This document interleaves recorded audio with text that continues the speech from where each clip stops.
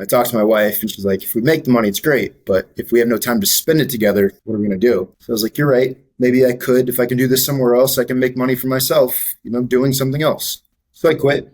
And within 48 hours, we found out that I had my first son on the way.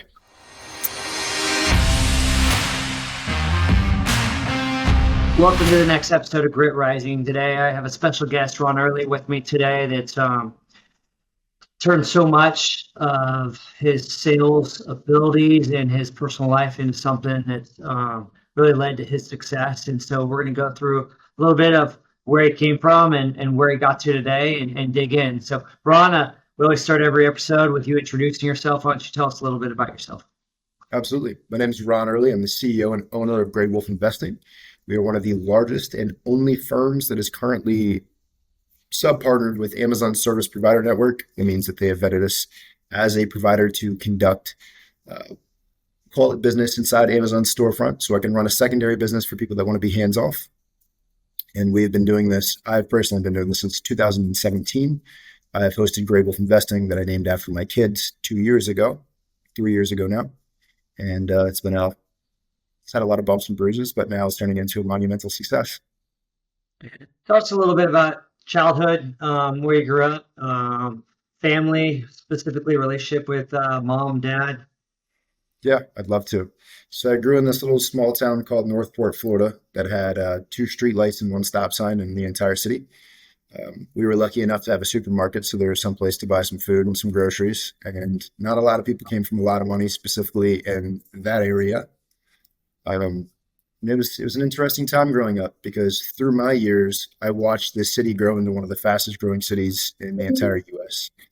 And by the time I had graduated, the school that was very little that was in it grew into a 6A high school. It became very, very, very large in Northport.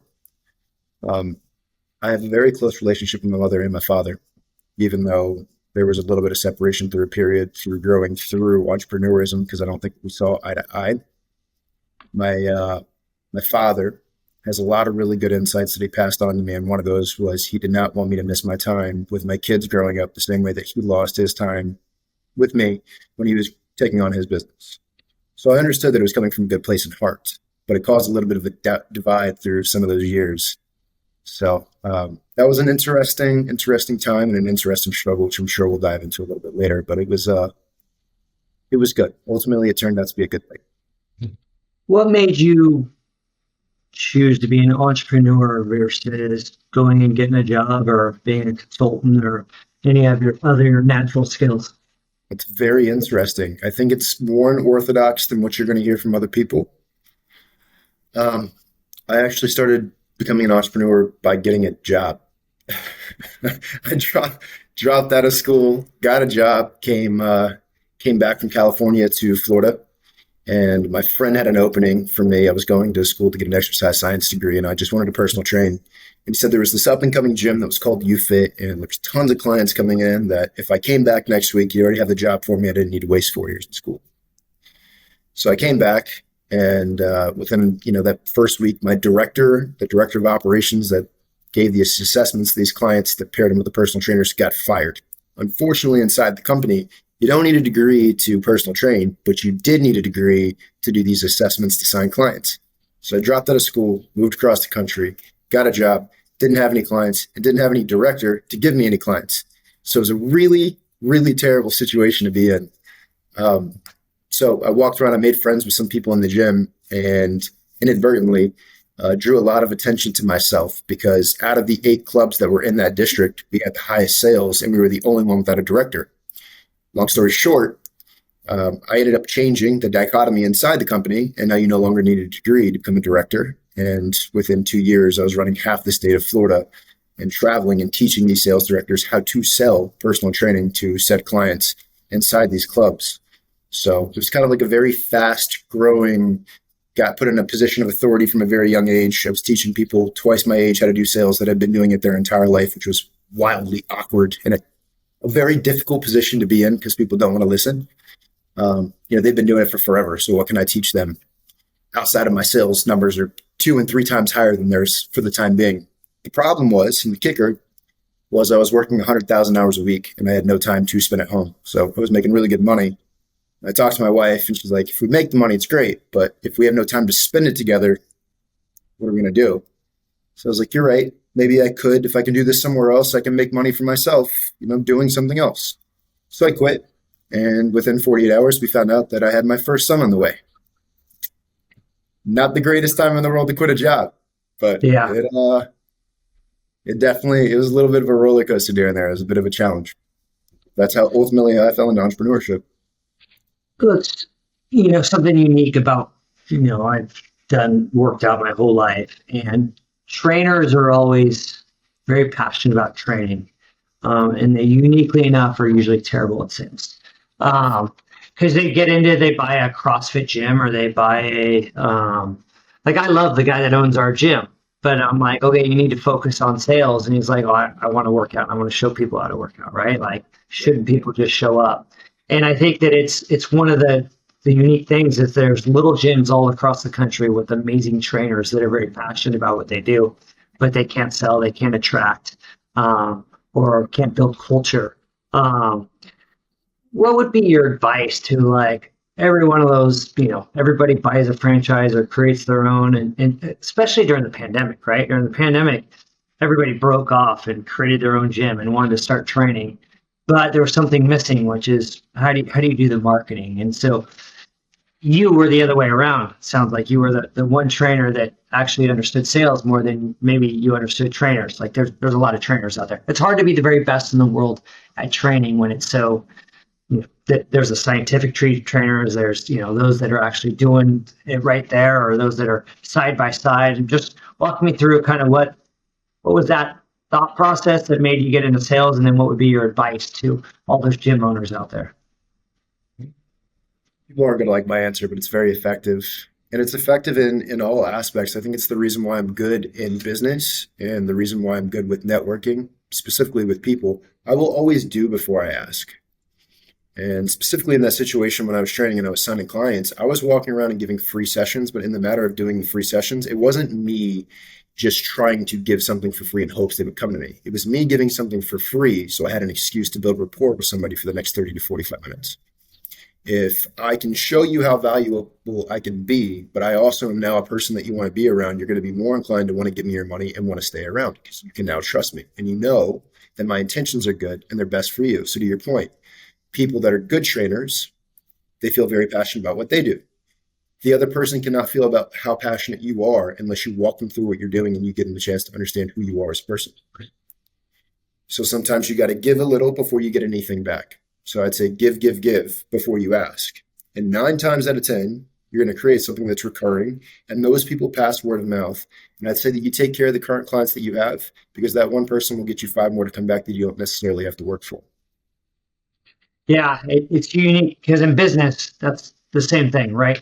You give without looking for it. And I think that that's helped me personally in a few ways. I recently had a situation where I lost a client and it broke me apart because I had done so much for that client over time. But then what I realized is like what I had done for that client and their family, I didn't do just for the business. I did because it was the right thing to do. So I knew at the end of the day that it true north, that it created that. And so it gave me peace. But so often we remember our failures more than our successes, right? So if somebody's running a business or they're running a gym or they're running something else and they do something, they give something away and maybe they don't feel like they got the respect or they feel like they got taken advantage of that. And they don't remember the other 10 times that it worked. They remember the one time it failed and they get, make a big deal of it. Kind of your thoughts on that. Have you seen that out there with other entrepreneurs? Absolutely. But it's psychology.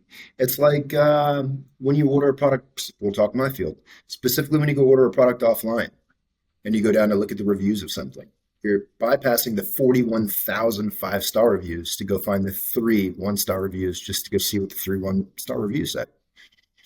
I would just say from a marketing perspective, and this is a little hack that you can throw out there, if you have anybody that ever wants to leave you a 5-star review, all the good things that they love about you, maybe you go have them drop you a 1-star review and then talk about all of those good things as if they should be negatives. So when people go see the 1-star review, because that's exactly where the attention is going to go, you can be like, well, I wanted them to be really communicative. So why is he upset about them communicating a lot?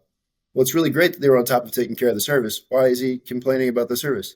This doesn't seem like a 1-star review at all, but I just drew my attention there because I already know that that's just how psychology works.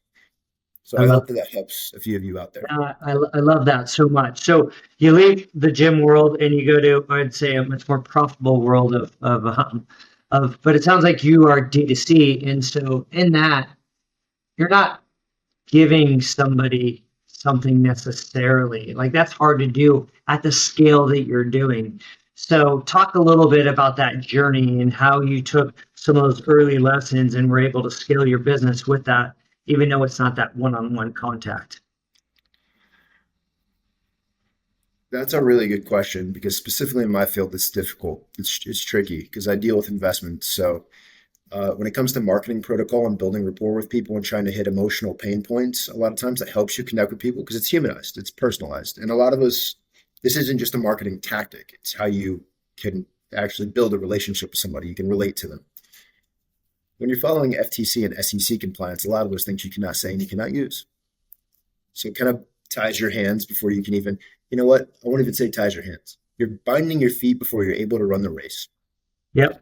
And it can be very, very difficult being put in that position because now it's coming into analytics and numbers, which is everything that I've taught everybody for the last years, how you should not sell.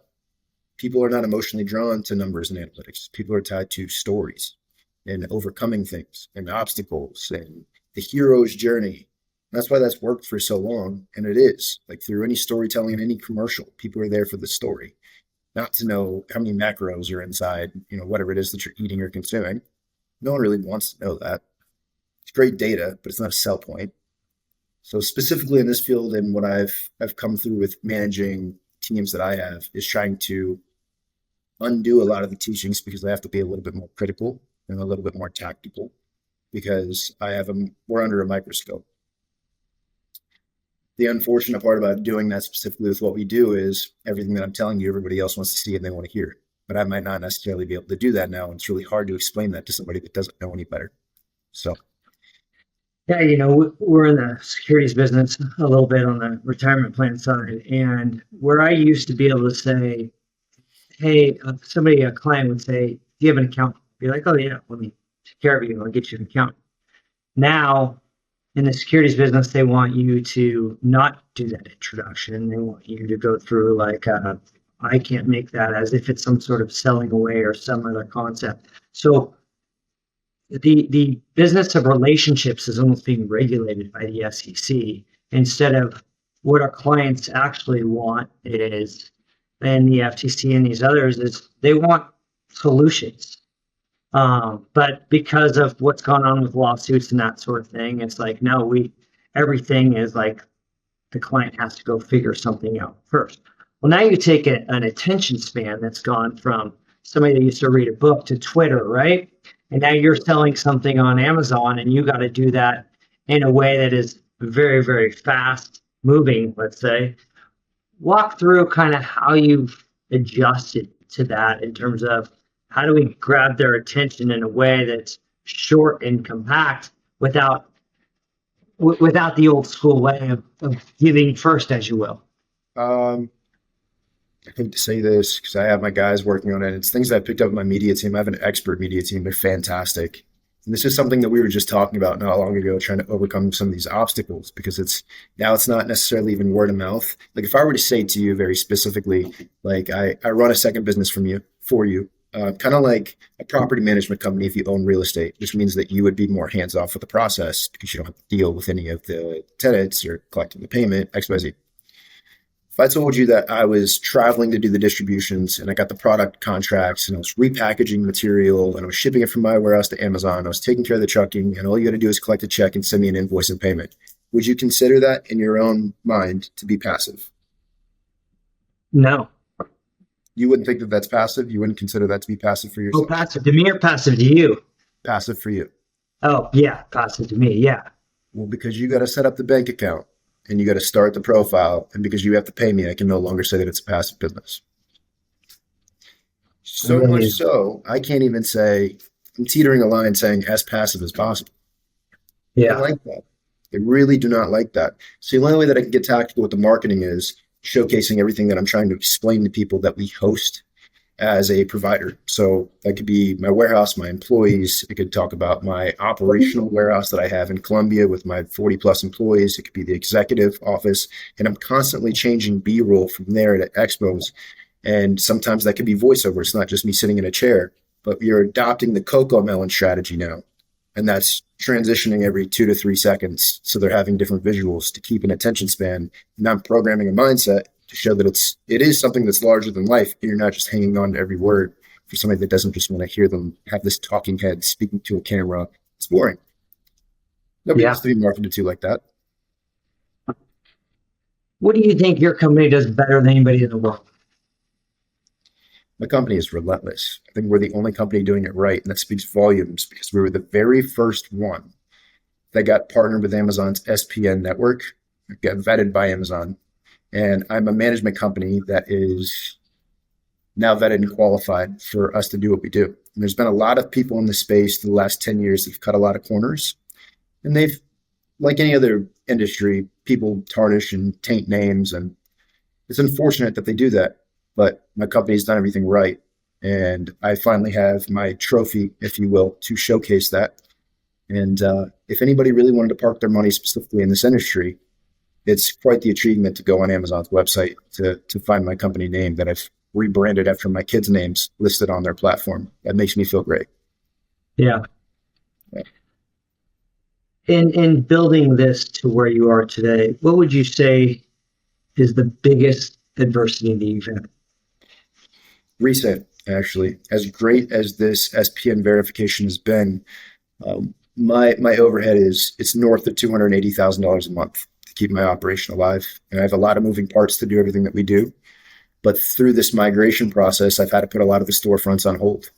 And when your overhead is as high as that is, I'm just grateful that last year is as good as it was because I needed to hold on to some of those funds because for that, my operation has called essentially paused for almost 5 months. It's a lot of money to eat to keep the doors open, to do things right, and to have a better future for everybody else involved. So it's been a tough pill to swallow because everything was going really, really great. I got this given to me. I opened this up on Christmas morning, got the email that we got accepted. And then I've been going through this nightmare of a process of getting everything transitioned for the last 5 months. But it's a golden egg, but it comes at a cost. From a marketing guy's perspective that is great at sales, understands the marketing energy, when you get to this certification and you're dealing with this much volume, all of a sudden finance becomes a much bigger deal. How you're looking at margins, what your shipping costs are, what your labor costs are, all those things that how do you adapt from I understand the way that marketing works to none of this really matters if we don't get these little nuances right in business, which isn't general way you go into business. You don't go into business to like manage the margin of the shipping costs from one storefront to something else, or how you can squeeze that margin out. How are you attacking that? A few different processes. I mean, just about every single person that I have in the Columbia company, I have them going through AI programs, seeing how they can either cut their own time down, taking the time to program and replicate themselves in that divide. I have the same thing going on with my media team. Um, because the truth of the matter is, if you plug in each part of your day-to-day operations, they'll either pick it apart, tell you exactly where you can cut down that time, or you can find out what can be replicated by some kind of automation system. That takes programming, it takes extra time.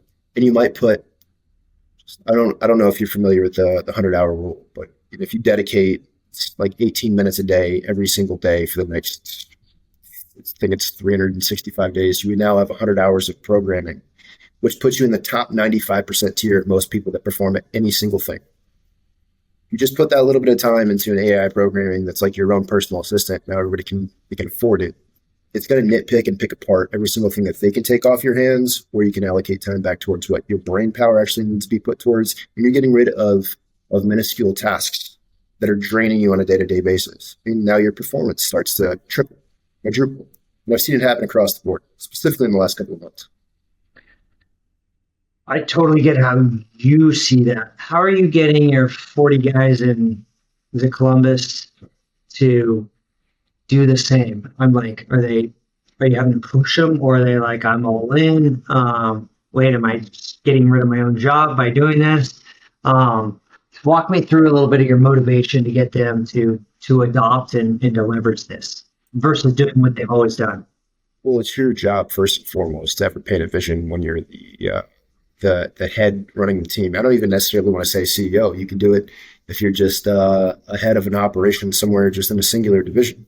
If I walk up to you and I say, if I can multiply your time, will you listen to me? If it only costs you 18 minutes a day, you're probably going to say yes. And if you said no, I'd ask you why you don't want to do more in less time. There's no good reason for that. You're not going to, and I already know that I need to cut ties with that person. If I say that I'm going to pay for the programs for you to be able to do that and I can get you your own personal assistant, would you want to take it? Probably going to say yes. Say, great. Let me give you these few programs. I'm going to have you go through them. I need you to stay on top of them because there's going to be certain set of tasks that I'm going to need you to start doing. And I want this to take it over. That way I have somebody working underneath you. I think you'd be a better fit if I promote you up to here and I have something else doing all the small tasks that you don't want to do on a day-to-day basis. Can I set it up with you? Yeah, let's do it. Yeah. It's a framing game. Like everything is framing, specifically with sales, or if I'm doing anything with negotiation, or if I'm having good communication with anybody, I need to show them there's a better light at the end of the tunnel, not drive them, or drive this wedge down the middle of them to where they think that they're going to lose their job if they do something that's going to help them buy the time and then be more productive in their own time. I love that. How many total employees now? All collectively between Columbia and here, 63. It'll be interesting how you continue to scale that. But I love where you're going with it. There's no secret of what AI can do and how just how productive it can make people, but staying consistent and as you go from 63 to 200, how you continue to keep that same mentality in terms of adopting and appreciating AI and leveraging it to its most, to, I would say almost that's a superpower that you didn't even talk about earlier, because I know a lot of companies are trying and they're struggling. It's everything systems, and you don't want to be over systematized, but you have to develop them along the way. And the reason why I say you can't be over systematized is because if you overthink it, you never start. If you at least start, you can pick apart the problems and then you can start to change the system. Systems need to be tweaked, especially if you're going to continue on. Specifically speaking, you asked what I would do if I went from 60 to 200. I've already been up to 100, but I also declutter. And sometimes just having more doesn't mean that more gets done. It actually causes more complications and less gets done, which is Yeah. why I'm big now on doing semi-annual reviews. We'll set a performance standard. And if you don't meet the performance standard, we'll sit down and we'll assess why. And if it happens again on the next semi-annual event and you haven't addressed some of those issues or concerns on performance based, I got to go let you go on a lack of performance. And it's not coming from a dishonest place or because AI replaced you. It's just because you didn't do what needed to be done. Put the ball in your court. Where do you think you're going to be in 5 years? I want to further the partnership with Amazon, but I'm specifically working on actually creating an AI software separate to this. I won't go into details of what it is, but I want to sell that to Amazon. And I'd like to top Ring's $1 billion buyout. Yeah. Does Amazon having the power they are ever scare you in terms of one day they go, we're going to handle this? I mean, I think it's a normal thought to have, but when I look at the stats and the statistics, I'm looking at third-party sales climb. Like to be very specific, just so you understand the place where I'm coming from. 5 years ago, third-party sellers were responsible for north of 48, 49% of their revenue. Amazon did $600 billion in revenue last year, specifically last year, and third-party sellers were responsible for 63% of that. It just So it's going the other way. Got it. So if I just pay attention to data and see it climbing, do I think that they're just going to cut off roughly, $320 billion off their market? No, I don't. I also think that they view this too as this is less employment that they have to keep on staff if they have other people doing the manpower and the work and they just collect a fee. It's a smart model for them. To shift gears for a second, you talked about your father and the entrepreneurship. And then as I listen to you and as I learn more about your business, you take a very extreme ownership view over what you're doing and how you're doing that. A lot of times that conflicts with raising a family, right? And so how are you balancing the extreme ownership of I want to go and have this $1 billion buyout with I got kids that I want to raise and take care of and do these things with them? How are you balancing that today? Because you're right in that peak mode where you're pushing, you're on the gas pedal, and sometimes there's decisions to be made. Well, walk me through kind of that. The last few years, I feel like I've been there more than ever. And I feel like any good father never really thinks that they're doing enough. And that's a really good indication that you're heading in the right direction, trying to be a good dad, or at least you're being a good dad, because now you're creating opportunities in order to make more time for them. I like to try to have my kids involved with what I do. One of the things that I wished I had from my dad that I want to pass down to my kids is the power of network. Having a contact in your phone that can get access to you at any point in time for anything is great. What I'm doing right now is hacking the future for them, something I can pass down. Because if I host these events where I'm bringing 60 to 80 investors to come see me, that I'm making money, even though they paid me to do it, they feel like they owe me something. If I had my kids growing up in a network like that, they're going to meet their kids or meet them. And then when they grow up, they're going to have contacts in their phone. They're going to be around a community of people that are like-minded individuals. It's already shaping their mind to grow up to be who I need them to be. And they're also around dad. They see how dad works. Now, there are also set select days that I pass off things to my executives in my company and my phone's off. I'm very, very big on those set days. There are some days that I'll bring my phone inside the house so they understand dad has to work. There are other days I'll turn it off and I'll leave it in my truck. And until I put them to bed, I don't come back out to my truck to get my phone. That's impressive. I think that as we push and continue to push, it's like we do become more slaves to our phones. And so that's cool that you're doing that balance. What's your morning start like? It's not as structured as it used to be. I really used to think that I had to be up at 4 a.m. every single morning and do the routine and start my workout and do my run and cold plunge and all that chaos. Fun fact, it's really funny trying to make your bed when your wife and your kids are still sleeping out. Doesn't Yeah, right. quite as well as they lay it out in the book. But now it's I let my body get the sleep that it needs. I do. I sleep. I go to bed more at a decent time than I used to. My mind used to race a lot. It was my only quiet time. I lay down in bed and now everybody's asleep and it's just me in blackness, but it's also me with my thoughts. So I lay there for hours like any other entrepreneur. I'm sure if you're listening to this, you probably go through this still. And one thing that really helped me supplement getting to bed more on time was just literally staying awake through a 24-hour cycle until I was dog tired. And then your brain can't think anymore and you fall asleep at a decent time. You can supplement things like magnesium too. That'll get you to go to bed. But my internal clock, I'm up no later than 7:30. Sometimes I'll wake up before that. And it's more than enough time for me to get my day started, have breakfast with my kids before they go to school. I'll drop them off. And then my work day starts. So they get I think sleep is so underrated. For me, it's a must. Sleep and hydration, like the two things that everybody wants to do. These spend all the money on the cold plunge or the sauna and this and that, and I do all those things when I can. But sleep and hydration come first and foremost. I'm a runner, so I'll get up and I'll run every morning, and then I'll look at that stuff. But if I'm going to bed too late and it's not, at least 7, I usually sit at least 6 hours. I'll say I would love to say at least 7. Then I'm gonna wake up later and run later because the rest of my day is messed up too. And I think that so often push, and then the next thing you're not sleeping enough, you're not sharp enough, you're not getting the right energy out. Right. And don't get me wrong, I love it. I hate it too. I wish I didn't have to sleep because I would get so much done. It'd be great. But I love the fact that you said that you genuinely appreciate sleep and you still only do the 6.5 to 7 hours. There are so many people that preach to me, I have to have 8 hours. I think my body's gone so long without it that it thrives on, it's happy when you get 6. It's like, all right, cool. This is a great start for us. Let's get up. Let's go. Don't get me wrong. If I get in a hotel room that's really dark, I can pull off 8, 9. There'll be days where I'm like, I don't know what happened, but I loved it. So that's nice. What do you want your kids? How do you want them to describe you when they're your age? So really, you have really good questions. I should say that.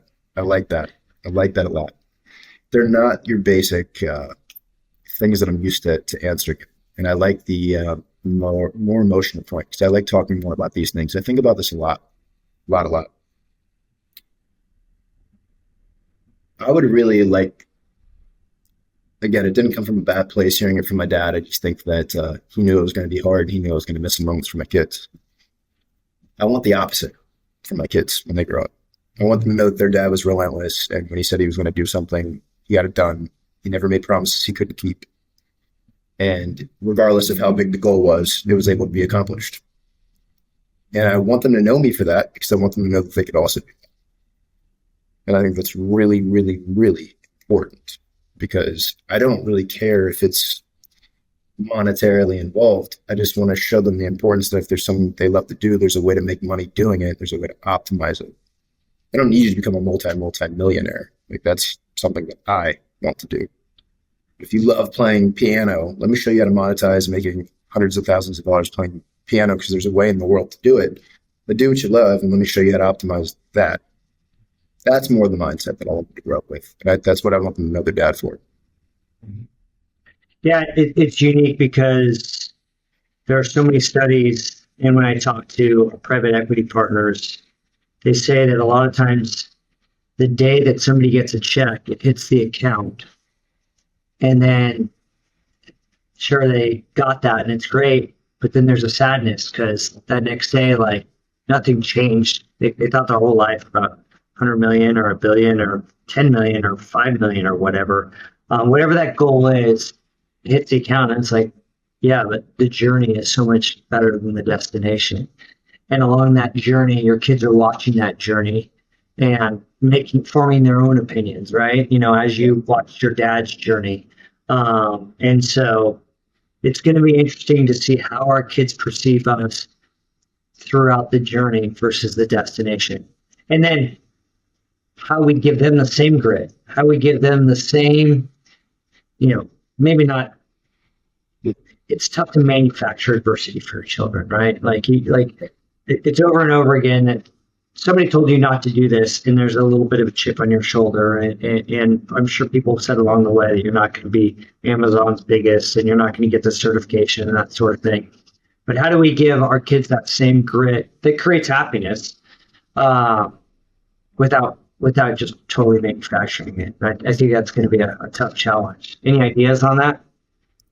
I have a few, and it just plays into the psychology world. I read a lot of psychology books. It's fascinating to me. It's not because I feel like I need it by any means to do the sales and marketing thing that we're talking about. It just there's something about human brain to me. It's fascinating. It's falling short on giving details is why a lot of that programming doesn't work for them to grow up the way that we want them to grow up. And I can't necessarily speak from experience past the age of 8, but so far it's been working great. My 2 sons. And rather than just doing which as much as I want to say, it's dad's house and I said so, or do this and get it done, or X, Y, Z, I'll follow up with an explanation as to why, and I'll always give them an open-ended question so they can follow up and give me their explanation why so they can understand their frame of mind. Because I can't change it if I don't hear their side. It's more than just barking orders and pointing direction. And I have that right to do that because I am their father and I make their money and I am their point of authority. That's great. I hear it. A lot of people are going to rebuttal what I'm saying. But if you want the best outcome, the best way to get the best outcome is to reprogram it, make it make sense to them, not just make it make sense to me. Yeah. For me, so my kids are 23 and 19, so I'm a little bit ahead of you, and it was allowing them to fail and just letting them fail. And that's hard to do because we're fixers. If there's something wrong with your business, you're going to go fix it. If somebody calls you and say, Ron, we have a problem, you're gonna go right into fix it mode. But sometimes with kids, they have a problem, and that first most significant question is, well, what do you think the solution is? not only failing, but pulling themselves out the way that they think that is versus here's what it is. And that's been valuable for me. And you know, I'm lucky I have two great kids that have pulled that off pretty well. But yeah, allowing them to fail, I think, has been really important. We're in two different journeys. You know, you at 8 and me at 23. Then I think the second is expectations. You know, from parents, it's like, here's what the expectations are. You know, you're going to get good grades. You're going to be in athletics. You're going to be respectful to people. You're going to have this expectation, and I'm not letting you have those expectations. You know, I think too often, as I see parents, they're like, well, he's on his iPad because he has this, or he's didn't say thank you because he has this. And you're like, no, the expectation is they look you in the eyes and they say thank you. Like, I don't care if this is the way my kids are going to do it. So, two things that it's fun to also hear back like 8 years old in terms of what that looks and feels like. Frankly, for your employees too, explaining exactly, it's not just my company, but here's why. So as you describe it, it translates to the rest of what you're doing as well. Well, it's so funny that it's, I'll wait for this to pass, but it's so funny that people call it common sense because common sense is not common at all whatsoever. But by doing the programming thing and asking those open-ended questions, which is why I love your number one, by the way, you're teaching critical thinking skills, which now become kind of sense in certain aspects. But if I can't have you think through something in certain situations, you're never going to be able to do it when you get older. To your point, doing it with employees and asking those same open-ended questions, we'll give them the situation. Here's what I would do and why. Tell me which one performs better. Tell me what you thought that way. You can change the frame of mind. You can start teaching critical thinking, which you need, arguably, might be one of the most valuable skills next to communication. Nobody can seem to do that. It seems to be a really hard thing to do. And it might even get more difficult with AI being in the mix now, but we'll see how the future goes. Yeah. In the most personal way possible, what does grit mean to you? Grit, in one way or another, is just being relentless and tenacious in your pursuit to get things done regardless of what's thrown your way. I mean, I would say that the third component to that is just being able to keep mental clarity, because it's really easy for your mind to get cluttered and you want to bow out. But I'm really big on energy attracting, which I try. I'm human. I get in my own head. I try to separate myself from other people when I'm not in the best frame of mind until I get it right. And that's a form of grit too. It's me trying to be cognizant of the people that I'm also going to affect that are around me in that certain time. It's me taking extreme ownership for knowing that I probably shouldn't have certain conversations right now. Mental clarity is a great response. How are you achieving mental clarity amongst higher stress modes? How are you checking yourself and saying, am I in this mode right now? I feel out. I have a couple mental cues that I'll follow, just knowing the way of my channel of communication, how I'm starting to feel. But when it comes to actually specifically dealing with it, if I'm not doing something that is physically demanding and I need something more emotional, which I'm not sure what avenue you're comfortable with me taking, but I'm going to be honest with what I do. I pray. Pray a lot and I'll open the word. And there's something funny about doing it if you don't do it that often. At least just talk out loud. You don't necessarily have to, quote unquote, call it praying. Talk out loud. And if you have a copy of the word, maybe just randomly open it, because you might find yourself in a session that might help you more than you think it's going to help you. And it's funny how you always find yourself in the right spot. Got it. Like it. The word entrepreneur, what give me, as we talked about grit, in a basis, when you hear the word entrepreneur, if somebody calls you an entrepreneur, what do you think what does that word mean to you? Entrepreneur is an interesting one. I say interesting because I think a lot of people classify themselves as an entrepreneur, but it's the difference between being an entrepreneur and a business owner. You can own a business and you can take on some risk, but entrepreneurs typically tend to travel down roads at places that haven't been explored by other people, and they're taking a different level of risk because they'd rather try something new than try something replicated. And 9 times out of 10, specifically in rooms with bigger individuals that are worth a lot more money than I am, they all say the same thing. And almost every single person tried to talk them out of what they were doing because it didn't make sense.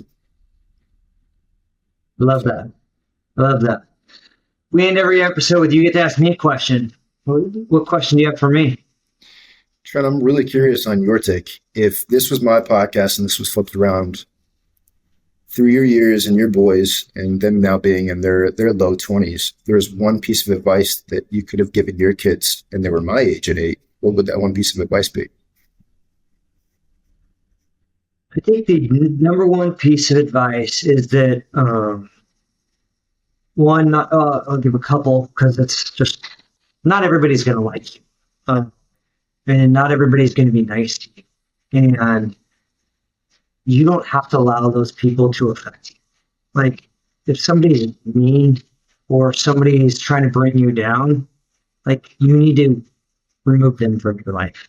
I think that so often as kids are growing up, they try to fit in too much and with too many different people. And a lot of times that is compromising themselves. Not a whole lot different than one of my favorite things. You know, they were trying to get Colin Powell to run for president, and they asked him why he didn't run. And he said, because to run for president, I would have had to compromise myself too much. And I think that's the same thing for an 8-year-old kid. To fit into a certain crowd, they have to compromise themselves in a lot of times. And so just staying true to themselves. If somebody's mean to you, you don't need them in your life. If somebody says something rude, you don't need them in your life.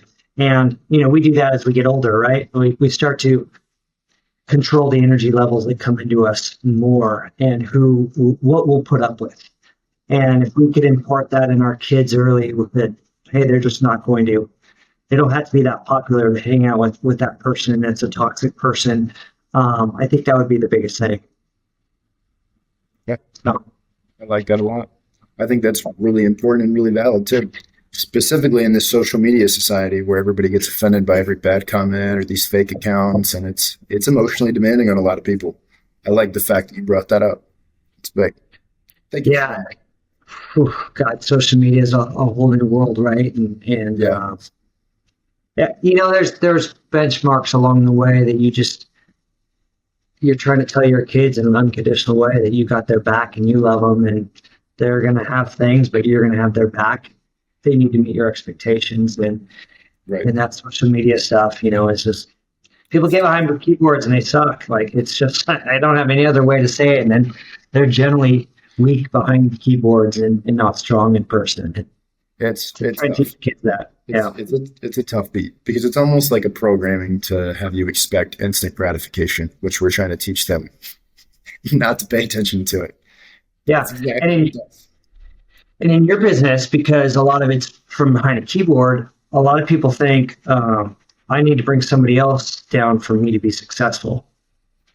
Right. You threw a number out there like $670 million of revenue, but bringing down one vendor that may or may not be your competition doesn't change who you are. That the difference in that is so micro minute that it's really like that same person spends that time making their business better. They don't have to bring down somebody else's business. That same person makes himself better in life. They don't have to bring down somebody else. So I think that's us just, you know, having the gumption to be like, that's toxic. I'm keeping that out of my life and I'm moving forward. So it happens. And I know in my industry too, and we talked about what makes me different, specifically in the industry, and I'm willing to do things that other people won't do, even if that means biting a more expensive bullet than they'd ever be willing to take on themselves. I've had other people create several accounts for other companies that I'm their primary target because they feel like I'm taking money away from them. But to your point, it's just a speck somewhere on the map. I don't make anywhere near that $600 billion in revenue that Amazon generates. Just because I'm doing everything right, I'll probably stick around longer than they are because they're not. I have people coming and tell me that they have XYZ piece of content posted about me, and I think that's great because I have no idea who they are. Yeah. It is what it is. So you can't control what people do. You can control how you react. Right. And as we teach our kids that the earlier they're And the more quick they are to deal with how they react than what comes at them, it's just a happier life. And, all too often we find that out later in life, once we've had success, once we've removed our insecurities, once we've had those types of things. And the sooner we can impart that in our own kids while letting them fail, while letting them have that adversity, I think is the right combo as we navigate this next step. So